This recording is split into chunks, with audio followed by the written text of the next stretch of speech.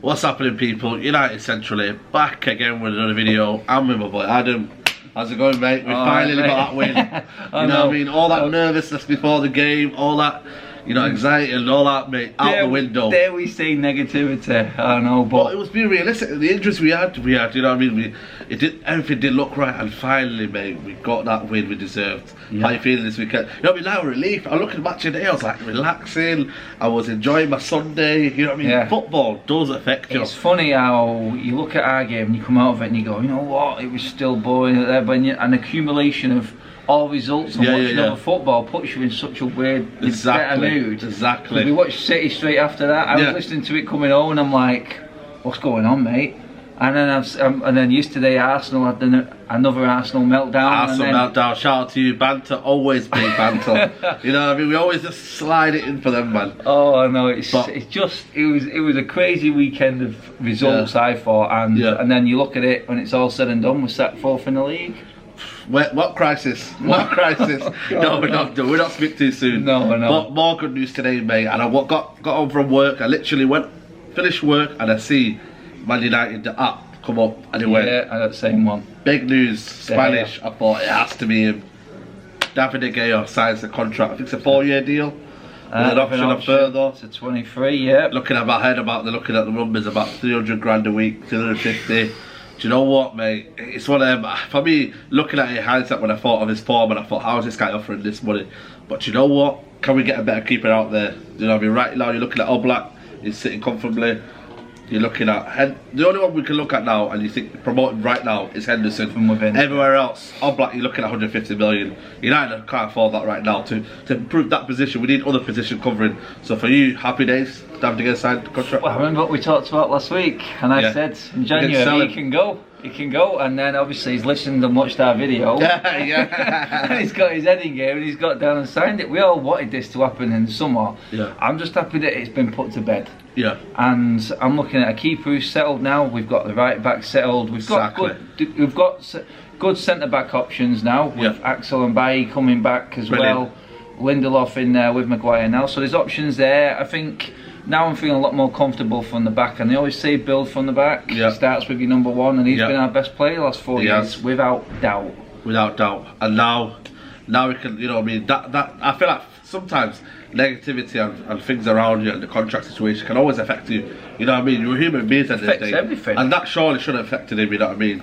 It would have. It means that you could see his performances drop towards the back end of last season. It was sorry, I'm going to put that busy down. Man, aren't you? Yeah, I'm just going to put that onto silent mode. No rules, guys. No rules. Out of the way. But I think it was excuse me, the Wolves away last season towards the end of the Premier League, and I came out on my fan cam and I absolutely lambasted him. I went to town on him because I just thought, you know what, the rumours had just come out that Herrera was signed for PSG. We didn't know what was happening with Mata. I thought the three amigos, I thought it was affecting him that way. His performances were poor towards the end of last season. It cost us a lot of points, mate. Definitely. And then the start of this season was a bit shaky. I'm hoping now we get like a Martial effect.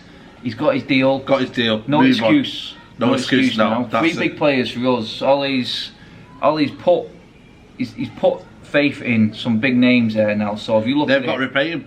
The only thing that we need now for our spine to be complete, you could say, in all his eyes, because he's set his two centre forwards in Rashford and Martial, nailed down contracts, got his centre back, Maguire. The Gea signed now. There's that centre mid.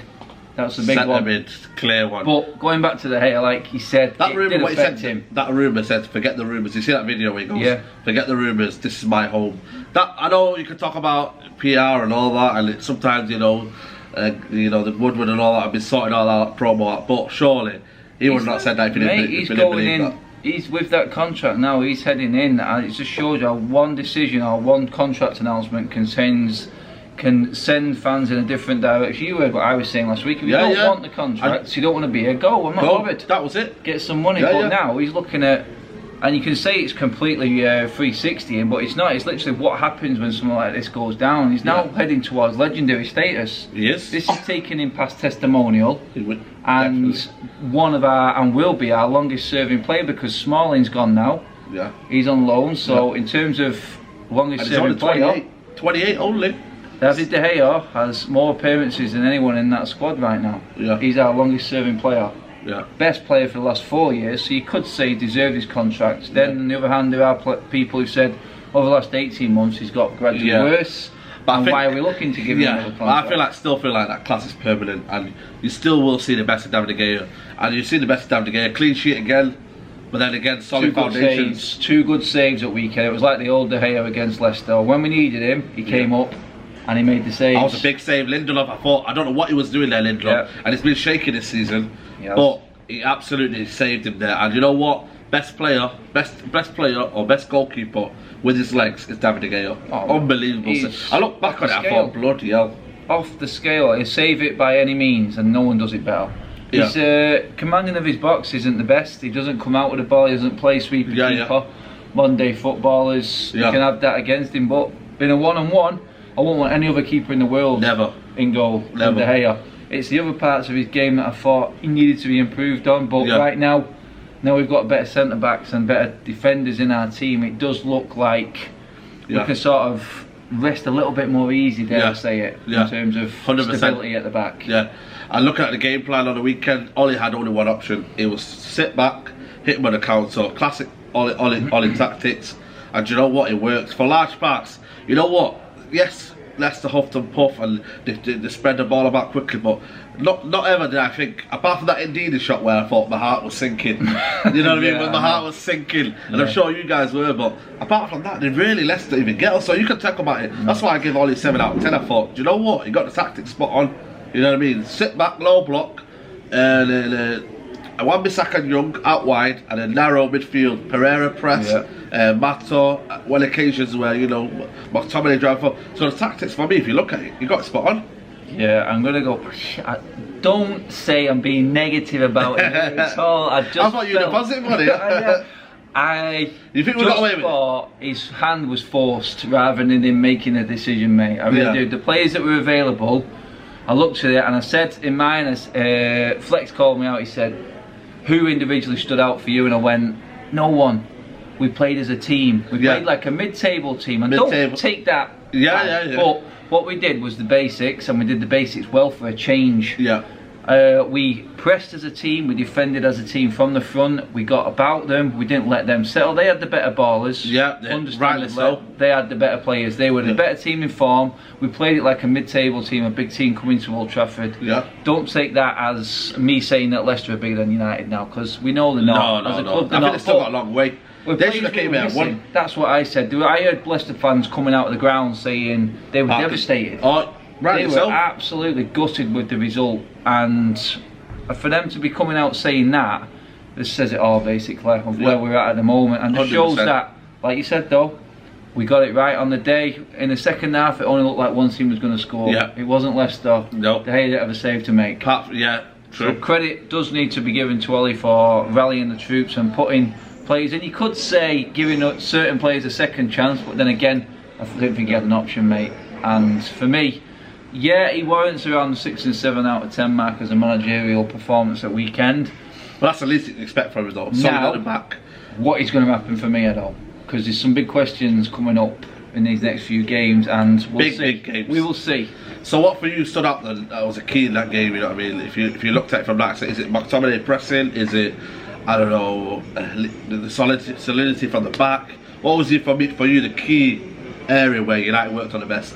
I thought the battle between McTominay and Maddison was the best part about the game, because they were at it hammer and tongue all game. McTominay. Yeah, Maddison was their best player. He's the one who stood out, because you got Tielemans, didn't even see him.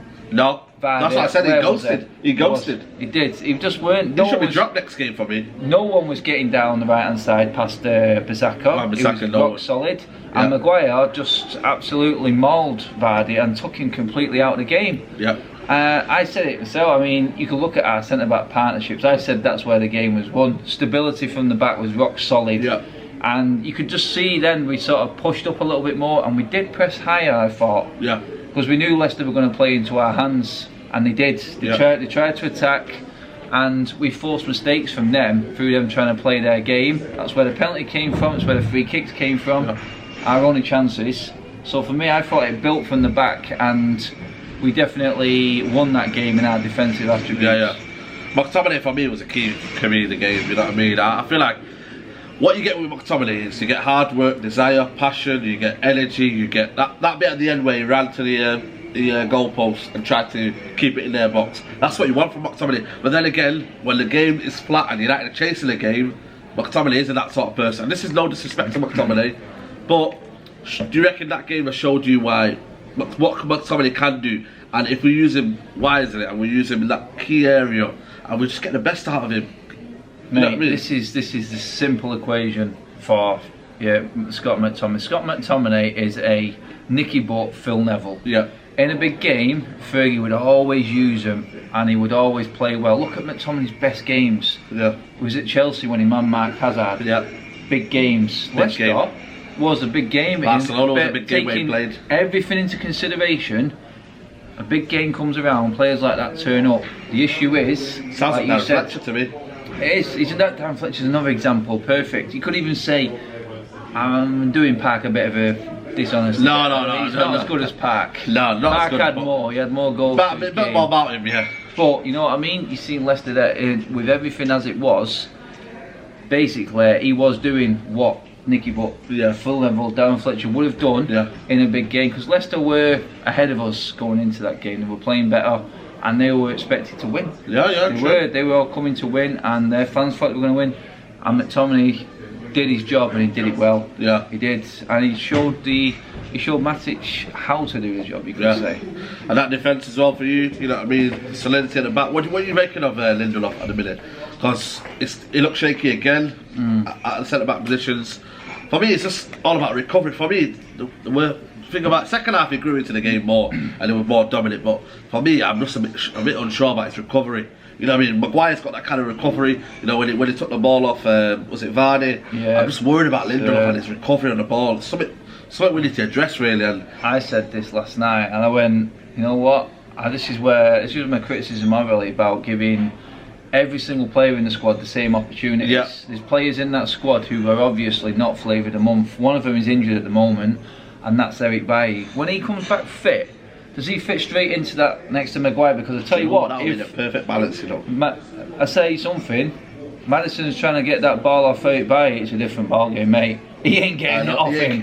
He's on his ass on the 18-yard box, and that ball's already been played out. Exactly. I'm telling you now. Probably on a stretcher. Doesn't get the ball off by, and you go across. I'll try my luck on Maguire. Oh, hang on a minute. Then you're looking at, wow, we've got a solid two back here, and we're not going to bully one of them, because Vardy tried to play off Lindelof.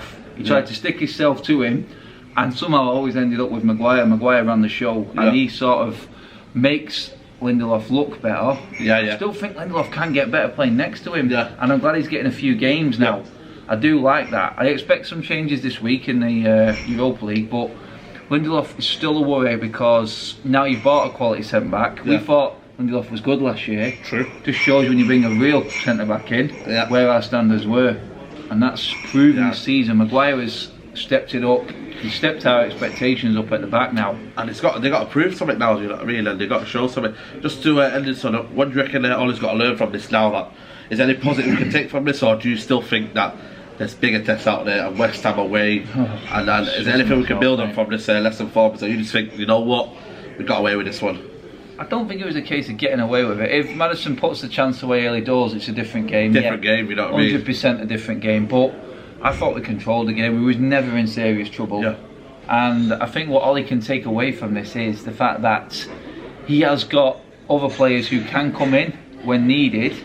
That Pereira still pressing? No, Pereira's not a team. He doesn't get in for me. He runs his socks off, but he doesn't provide anything. And all he needs to learn from this... He comes in patches. He does. He needs to learn from this is play players in the right positions. That's what he needs to learn. And Matic as well. What happened to Pereira for a short time it was when he moved him into the middle, he looked like a better player. He can't play on the right. Mata, he gave a free role, and Mata was one of our better forwards. You know what? I don't know why people are saying Mata had a poor game. I thought he was alright first 10-15 minutes. He wasn't poor. He was nowhere near our worst player. He did get free rein, and he tired out. He tired out. What Ollie needs to learn is the fact that from this game, when did we look good?